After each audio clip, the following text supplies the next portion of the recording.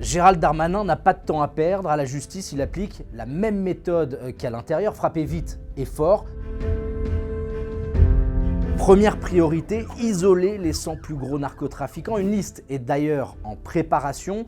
Cellules individuelles, interdiction de contact avec d'autres détenus, une seule heure de promenade par jour, surveillance renforcée. L'objectif, c'est de couper totalement leur influence sur les réseaux criminels. Mais il y a un problème, les quartiers d'isolement sont déjà pleins. Il faut donc ouvrir de nouvelles places de détention en urgence. Une opération pilote est en cours et si elle fonctionne, elle sera généralisée aux 17 000 détenus pour trafic de stupéfiants.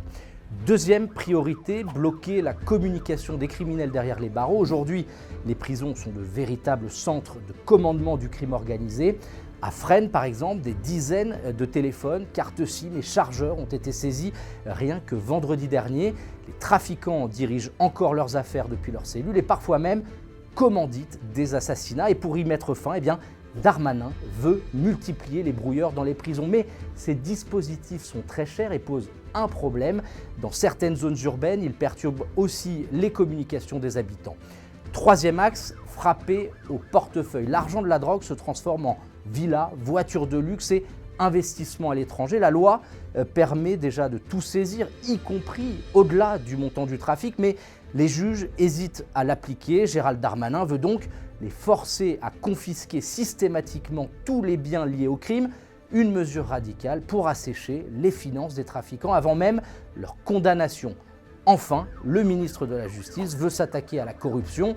Dans chaque grande affaire de trafic, il y a des complices, policiers ripoux, surveillants de prison véreux, douaniers corrompus. Il veut ainsi durcir les peines contre ceux qui menacent ou achètent des agents de l'État. Et pour cela, il s'est entouré d'Agnès Thibault-Lecuivre, ancienne directrice de l'IGPN, la police des polices, et spécialiste de la lutte contre les dérives internes.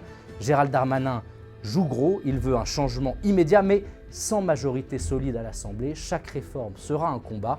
Il y a une fenêtre de tir très réduite. S'il réussit, il s'impose. S'il échoue, il disparaît.